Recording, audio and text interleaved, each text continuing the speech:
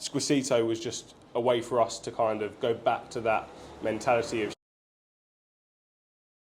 I'm not going to critique his food because it's great. Yeah, so this olive oil we get from, obviously not local, don't think we grow many olives locally, but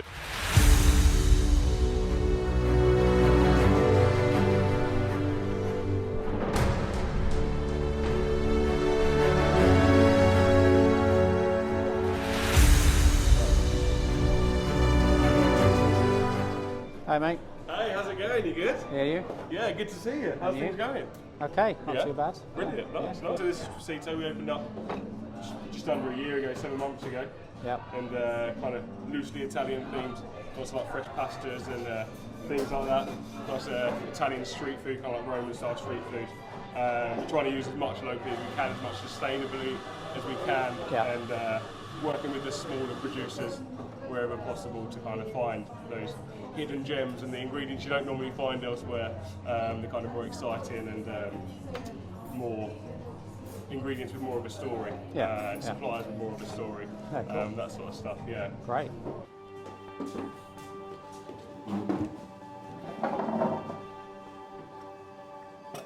So me and Chris, long background in restaurants and fine dining restaurants, and we worked together at a place called the Small Holding about 5 years ago. It's kind of like ultra focused on seasonality and local produce and showcasing the kind of the produce around us and kind of like pioneering Kent. This was in Kent at the time, you know, the fantastic produce and wine and all that sort of stuff coming out of Kent. And then we went off and did our various things, and Squisito was just a way for us to kind of go back to that mentality of showcasing small producers, using the finest ingredients we've got around us, but in a more casual setting, kind of like faster paced setting of, you know, a cafe where anyone can come. It's not, you know, it's not a £500 meal every time. You can come and just, you know, 20 quid on, you know, lunch for 2 of you and a bowl of soup or something like that.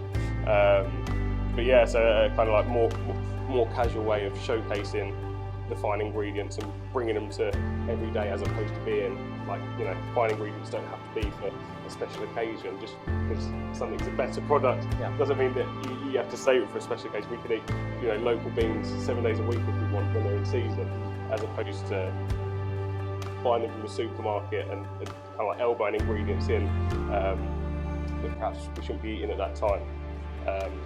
So yeah. Would you say a lot of chefs might write a menu and then put the ingredients in, but you try and showcase what ingredients and choose and design the dish from that? Yeah, absolutely. Yeah, so that's always the first step when we come to write a menu and change a dish. It's not a case of, you know, I want to do this, so where can I find that ingredient to use for it? It's a case of, well, this is in season, what can we do to showcase it? You know, asparagus is coming in now, so our brains are going, what can we do to showcase asparagus at lunch or dinner time or something like that? And you do your lunch setting is different to your evening setting? Yeah, so we kind of, lunch is a little bit more casual, a little bit faster paced, and then evening time we relax it. It's a little bit slower. Kind of, you got the table for the evening, and you know, you might get a nicer bottle of wine for the evening. And we also do what we call our chef selection menu. So if you really want to come out and enjoy yourself and see everything we have to offer, we kind of like pick the menu up for you, and you get a little bit of everything, kind of like a tasting menu. And that's a really good way of us to showcase all the produce we're getting from around us and what we're doing with it. Yeah, no, that's cool. And your wines. Yeah. Tell us about your wines that you're using. You know, do you source some of those locally, or? So yeah, we absolutely do. Yeah, we're using Everfly, which is a really, really wonderful local sparkling wine producer. Ditchling. Yes, they are. Yeah, Ditchling. Yeah, absolutely. And yeah, small, not too small, but small. And yeah, just a really, really good showcase of the kind of grapes we can grow with our terroir and our climate around here. Sadly, the general manager and the sommelier should know much more about it than me. But we're open 7 days for lunch, and then just 3 evenings, so we get a bit of time off in the evening. And the evenings, what, Thursday, Friday, Saturday? Thursday, Friday, Saturday, yeah. And your Sunday fare, is that you're sticking to? So you're loosely Italian based. Yeah. So you'll stick with that on a Sunday. You're not going to go down the traditional English roast. No, yeah. I mean, there's so many fantastic places in Lewes to get Sunday roast. Yeah. So yeah, we just thought stick to our guns, and yeah, you can come along. We do kind of like an extended brunch. So if you're a bit hungover and you want some eggs and bacon or pancetta, we got that for you. But then we've also got some lovely fresh pastas, and you know, you can come and have a bowl of pasta with the family if you don't fancy a roast beef. Yeah. Oh, that's good. Yeah. And who else do you have in your team? So we've got a really fantastic team. We've been so lucky with the team from the moment we opened, with some brilliant people out the front. Kind of always looking for people to add. But yeah, so it's me, myself, Chris, who how's it going? You good? Yeah, thanks, you? Yeah, very well, thank you. Yeah, so yeah, really nice kind of like brilliant team, quite tightly knit. There's me, there's Chris, there's my fiancée Sally, who runs the front of the house, and then there's Chris's wife, who does all of our accounts and the important stuff for us. So I'll do up the minestrone, the seasonal minestrone. It's a nice little simple one. Just using fresh potted peas. These are from Cornwall at the moment. I've got some diced Roma courgette. This all goes in raw. There's some broad beans and French beans. And then we have this little sofrito bianco here, which is kind of something that we made up. It's basically just a white sofrito. So it's made of fennel, white onion and celery. And then top that off with some just fresh summer veg stock, so a veg stock of leeks, celery, courgette, all that sort of stuff. And some orchetti pasta. Just blast a bit of heat through that. Cook off the vegetables at the same time.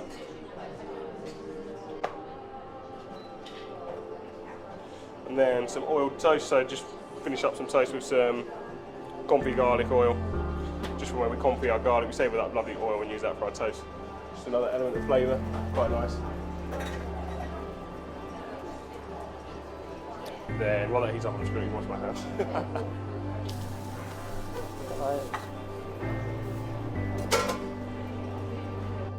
As I was saying earlier, as things come into season and go out of season, we kind of keep manipulating the minestrone, so it always stays a seasonal minestrone. So you might come one time and come a week later and it'll be a different dish. It's quite nice to have an ever-evolving dish that always kind of lives on the menu. So come winter time, there won't be peas and beans in it, there'll probably be diced swede, diced carrot, maybe a beetroot or something like that. And the broth will change as well, so it'll become richer through the winter and lighter through the summer as your kind of palate changes and foods you fancy change. But always a nice kind of like steady and light lunch, especially if you're kind of working through. It's a nice thing you can drop by, healthy, revitalising, and nice and quick. Yeah. So yeah, by the time that's come to the boil, the veg is starting to cook through, but still nice and light and crunchy, not kind of like stewed. You get a good bit of that. And just finish that up with really good quality olive oil. Do you want to tell us about the olive oil? Yeah, so this olive oil we get from, obviously not local, I don't think we grow any olives locally, but this is from a family friend's olive grove. They had really small yield this year actually, only 45 litres, but the best quality they've ever produced, so we went ahead and brought their entire crop, so I got 45 litres of the best olive oil I've ever tried, so quite lucky with that. Yeah, but anyway, so we finished the soup up with a nice little bit of olive oil for a nice bit of fattiness, and then just some fantastic Parmigiano Reggiano. That's it. And then that toast on the side.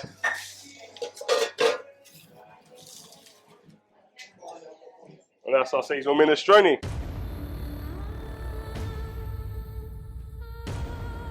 There we go. Look at that. Seasonal minestrone, there we are. Beautiful. Thank you kindly. No worries, enjoy it, cheers. Thank you.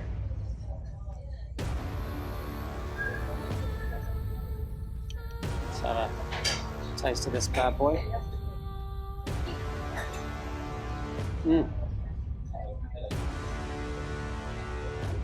That is delicious. And that olive oil finishes it off beautifully. You're tasting the seasons in this dish. You're tasting the freshness There's texture, there's vibrancy. I'm not going to critique his food because it's great. Come and try it for yourself.